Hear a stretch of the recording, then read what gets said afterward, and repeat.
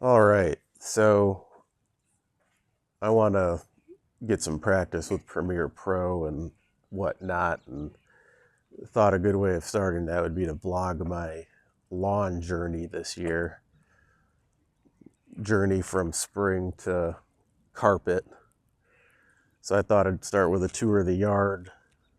Today is March 30th, 2025. So let's look at how things are looking now, and we'll probably going to do weekly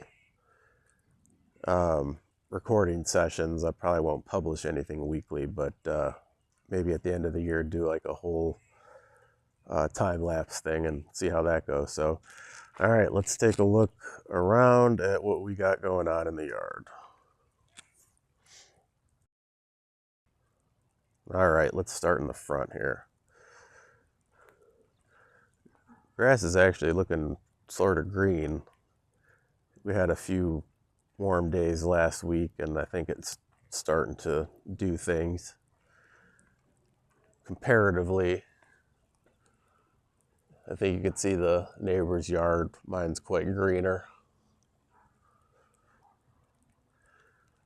Starting the road here. Had some road work done. Got this cool brand new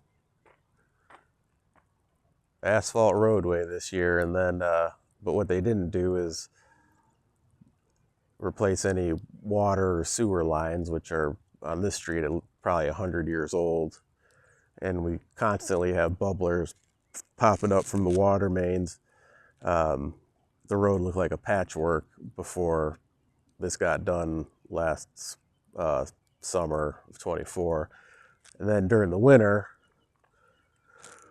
over in front of the neighbor's house, we had a bubbler pop up. It actually turned the street into a nice big ice rink.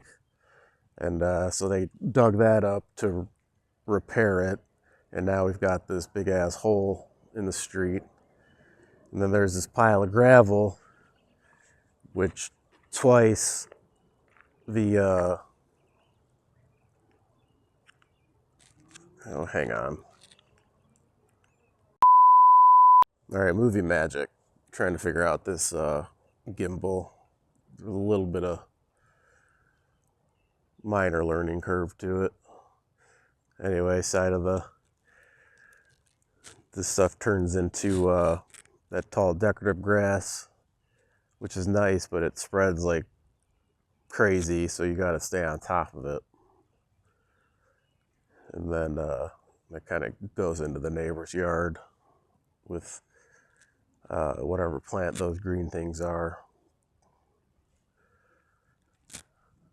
So the front yard's like a lot of bluegrass, ryegrass, a little tall fescue, but I prefer the bluegrass. I don't think I get quite enough sunlight to have the bluegrass be as vibrant and prolific as I'd like it to be, mainly because of this tree, which is I think it's a shagbark hickory, but drops these little apple type things on the yard, which are annoying, A, and then B, if it wasn't for that tree, I think I'd get enough sunlight, which will be easier to see in the summer. I got this big, huge oak tree. The sun kind of follows this path like this. So I'm thinking that if we got rid of this tree, that would help a lot. And it's dying, but it's on an easement, so it really belongs to the city, I guess, and they won't cut it down, and I can't cut it down either. So hopefully it dies. Got this little area here. Call this little protrusion Florida. Obviously got to get mulch and all of this. But the grass is looking, pretty decent. It's trying to grow. And then got this area here. Need to clean up as well. Just a lot of mess. All right, let's make our way back to the backyard. It's freaking cold. I do not want to be doing this right now.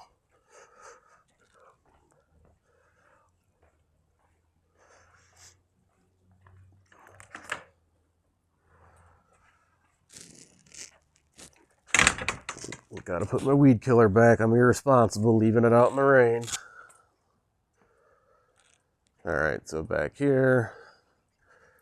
So here we got the whole backyard perimetered, or surrounded by rocks on the whole perimeter, which is kind of nice. Frames it and then helps with grass cutting. Got the cedar deck. Oh gosh, we had this installed maybe, it's probably been 5 or 6 years now, but used to be just a concrete slab out here, so this is nice. Last 2 years I've just bleached it, and I kind of like the bare wood look. It's probably not great for it, but it looks sharp. Just bleach it with oxalic acid, and that really makes it look brand new every time. So back here is mostly turf grass, turf type tall fescue. Up until last year, growing grass back here was a disaster because we had 2 trees. I got this maple tree starting to bloom. This thing doesn't cause any problems, but there was a linden back here, right here. And between the 2 of them, it would be dark back here most of the time. There was like a couple hour window if you sat on the deck that you get direct sunlight, but probably only from like 12 to 2, and then the sun was behind trees. So this tree was end of life itself. You know, I guess lindens don't live as long as some other trees. It was probably about 100 years old, or 70 to 80 years old, I think an arborist told me. But said that it was starting to show its age. So we cut this down. The city let me do that. Grass is growing back already. It's a little, the brown patch is actually where the tree was, so it's newer, younger grass. I hope that's not indicative of anything, but already, just from one season last year, you know, this area I'm showing you now was just all barely had any grass in it, mostly just mud. But as you can see, it's still a little bit spotty, but I anticipate this spring this will all fill in. And this is all back here is a lot of dense, I forget the species, but it's, you know, Scott's dense shade, tall fescue, which does do just fine. It's still a short sun, you know, time period of sun back here, but it definitely gets at least 4 or 5 hours now, and that's good for that shade stuff. So hopefully we'll have grass in the whole yard, no spots this year. And then here's this is just the back. Built this fence probably in, I don't know, 2019, 2020. Oh, I just ratted myself out. Yeah, I did not paint the back of the shed except in rust spots where all the gray primer is. That was just rusty metal. So this is the original color of this shed. And then I built when we moved in, there was no doors, so I just built wood doors to be able to shut it. So that's what those are, some doors. And then this side of the shed is painted, the side that you can see most of the back. Got a compost tumbler, which I think is ugly as hell, but Jen likes it. Makes her own dirt for the garden and whatnot. It's just like this area will all be mulched with black mulch. It's the garden area. Little fence to keep the dog out, even though he doesn't seem to care about the fence. And the garden looks like a mess. Is that grass growing in there? And this is the tomato section. This all used to be surrounding this magnolia here. This all used to be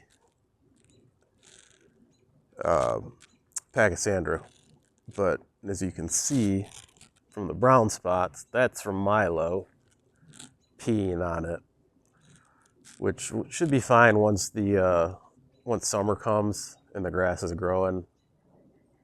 I don't fertilize here quite as heavily as I could because I know that they're adding fertilizer to it, the dogs, I mean. So I usually don't get too many burn spots during the year. Maybe a few spots where he favors, but it's not too bad. It's tolerable.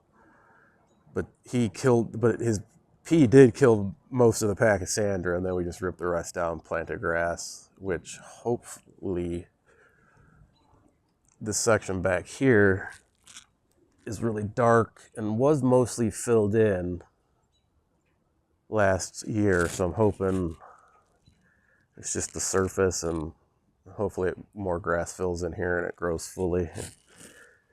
Otherwise, I might have to consider something else. And then, this section just leads out to the front yard. Funny thing, this section all here used to be St. Augustine. As best I could tell, it was St. Augustine grass. It grew I'm basing that on A, how it looked, and then B, how it grew, which was only for a few months during the heat of summer because it is, it's a grass that's made for Florida. And it didn't get going until June. And then come September, it went dormant pretty quick. So I got rid of most of that. I think there might be a few stragglers, but this is all tall fescue back here now. And then this is just the hose area where I got things growing that shouldn't be. Killing those. And then,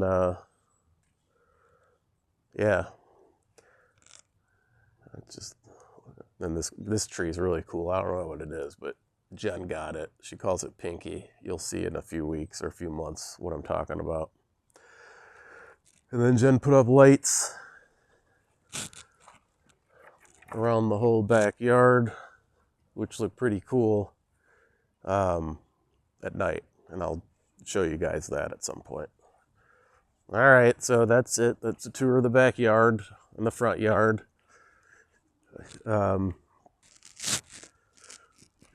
So we'll follow up in a week.